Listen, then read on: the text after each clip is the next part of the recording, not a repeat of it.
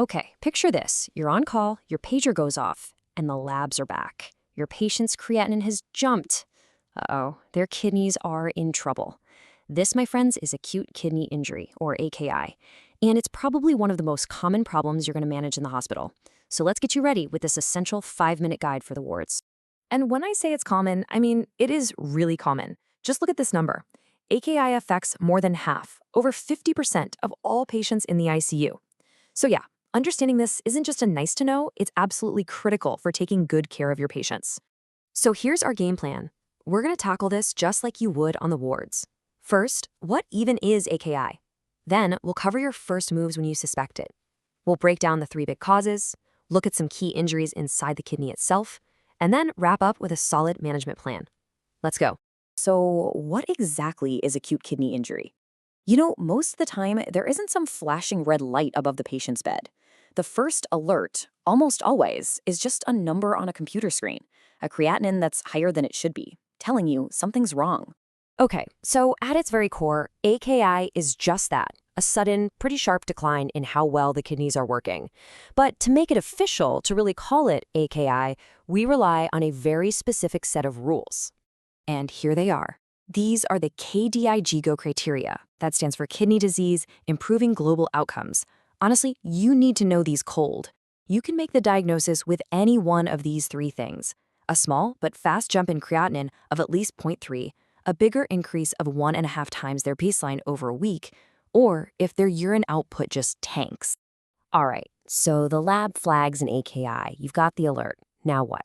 What do you actually do when you walk into the patient's room? Your initial workup needs to be systematic, every single time. It's a 3-part investigation. Get a really focused history, do a targeted physical exam, and then order the right labs and imaging. For the history, you're basically a detective looking for the culprit. What meds are they on? You're looking for things like NSAIDs or ACE inhibitors. Did they just get a CT scan with contrast dye? And you have to ask, are they having any trouble peeing? Like hesitancy or a weak stream? These questions can point you right to the answer. Your physical exam is all about figuring out their volume status. Is this patient totally dry or are they fluid overloaded? Low blood pressure, a fast heart rate, flat neck veins, poor skin turgor, all of that screams dehydration. On the other hand, if their neck veins are bulging, they're likely overloaded. And seriously, don't forget to press on their lower abdomen to check the bladder. And out of all the tests you might order, one is absolutely non-negotiable right at the beginning, a kidney ultrasound. You have to rule out a blockage, a simple plumbing problem, because that's often the most easily fixable cause of AKI. So once you've confirmed there's no blockage, you can start thinking about the cause using this classic framework. Is the problem happening before the kidney, within the kidney, or after the kidney? We call this pre-renal, intrinsic, or post-renal. And this right here shows you exactly where to focus your brain power. See that huge slice of the pie? Pre-renal causes, that's basically not enough blood flow getting to the kidneys, and something called acute tubular necrosis, or ATN, which is often what happens next. Well, together, they account for about 70% of all AKI you're going to see in the hospital. It's huge. And that leads us to the most common question you're going to ask yourself. Is this just a simple perfusion problem that's going to get better with some fluids? Or has that lack of blood flow gone on long enough to cause actual physical damage to the kidney tubules? Think of this slide as your cheat sheet for telling them apart.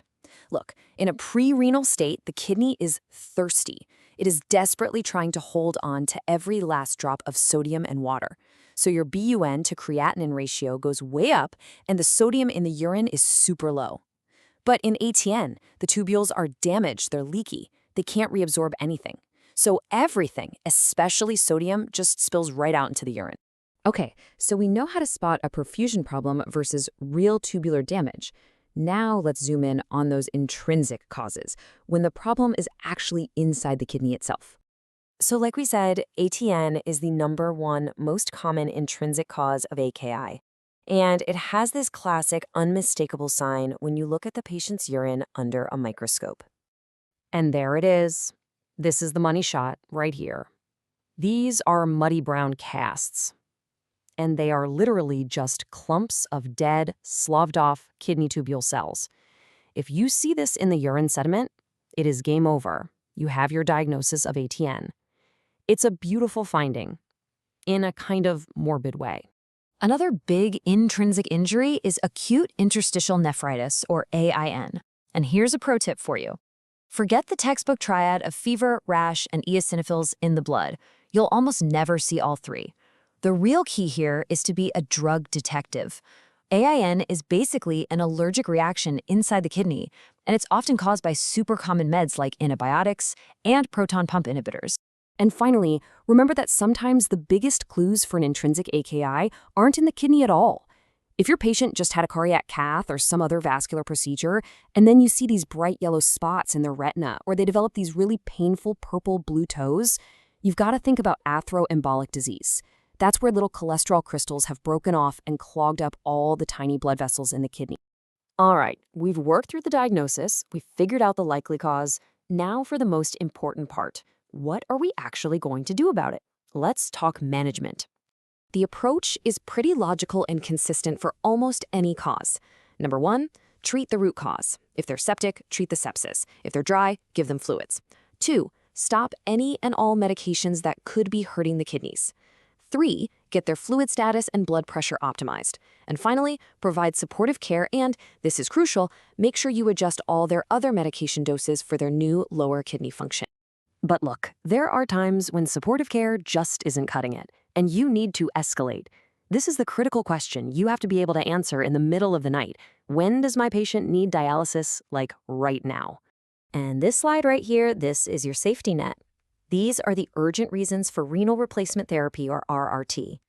The classic way to remember them is the mnemonic AEIOU. A is for severe acidosis. E is for electrolytes, specifically a dangerously high potassium.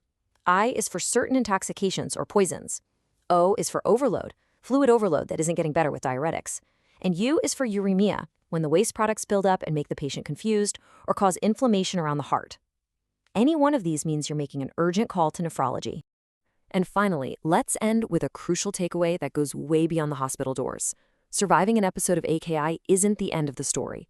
Every single hit the kidneys take increases the long-term risk of that patient developing chronic kidney disease down the line.